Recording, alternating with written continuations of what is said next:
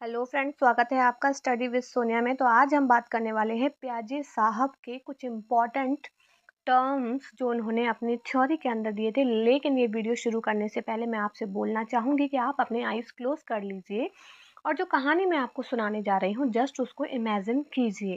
तो सबसे पहले देखिए कि क्या आपके आंखों के सामने प्याज आ गई है। प्याज, जी हाँ, वही प्याज जिसे आप खाते हैं। हो सकता है आपको प्याजी जी की शक्ल याद ना हो, लेकिन वो जो प्याज आप रोज खाते हैं उसे आप याद रखेंगे।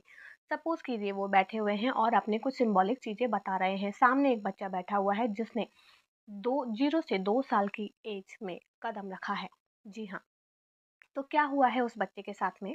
हम कुछ इंपॉर्टेंट टर्म्स यूज करने जा रहे हैं। Schema, assimilation, accommodation, adaptation, equilibrium, disequilibrium, ये बहुत सारे टर्म्स हैं जिन्हें मैं आपको एक कहानी के माध्यम से समझाने जा रही हूँ।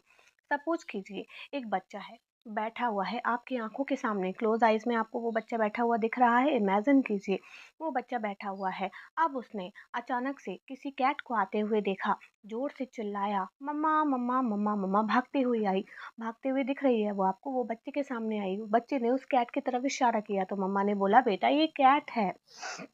ओह, ये कैट है जिसके 4 पैर होते हैं, जिसकी एक टैल होती है, जो ऐसे चलती है। ठीक है, उसने उस फोटो को अपने स्कीमा के अंदर बिठा लिया। इसे बोला स्कीमा। कोई भी नई इंफॉर्मेशन आपने अपने माइंड में जो आपको बताई गई उसके लिए बिठाया, वो हो गया स्कीमा। चलिए ठीक है। अब अगले दिन क्या हुआ? कैट की जगह आ गया डॉग। ओह, उस डॉग को देखकर बेबी ने फिर से चिल्लाया, मम्मा मम्मा मम्मा। अब उसे पता था कि ये कैट है, तो उसने बोला, मम्मा कैट। मम्मा फिर से रसोई से काम छोड़ करके भागते हुए आई और उसने बेबी से कहा, क्या हुआ बेटा? तो बेबी बोला, मम्मा cat. Oh, it's not a cat बेटा, ये डॉग है। उसका दिमाग हिल गया छोटे से बच्चे का। कल तो ये मम्मा कैट बता रही थी, आज इसको मम्मा डॉग बोल रही हैं।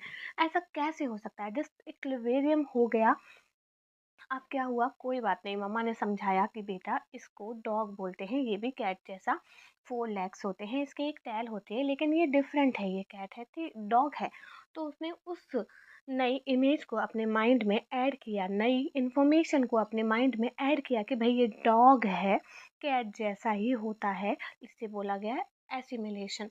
उसके बाद में क्या हुआ? अब उसने कुछ न्यू चीज़ें देखी। ठीक है, न्यू चीज़ें देखने के बाद में उसने उस चीज़ को चेंज करके कि भाई ये कैट नहीं है, इसे अब मुझे डॉग बोलना पड़ेगा। अब उसने काऊ को देखा नहीं है, काऊ को जब वो देखेगा तो फिर से उसको वो चेंज करेगा। तो अब उसने अपने माइंड के दिमाग को समझाया कि ये कैट नहीं है, इसे डॉग बोलते हैं।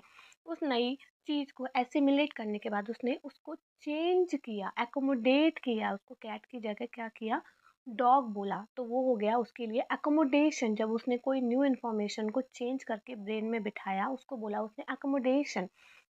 यहाँ पर आकर उसका इक्विलिब्रियम हुआ कि जब उसने किसी डॉग को देखा तो पहचाना कि ये डॉग है, और जब उसने कैट को देखा तो उसने पहचाना कि कैट है। यही सारी चीज़ें प्याजी जी ने अपनी इस थीम में स्कीमा, एसिमिलेशन, डिसइक्विलिब्रियम, इक्विलिब्रियम और एकोमोडेशन टर्म्स यूज़ करके बताई हैं। आई होप कि ये चीज़ें अब एक इमेजिनेटिव स्टोरी के माध्यम से क्लियर हो चुकी होंगी।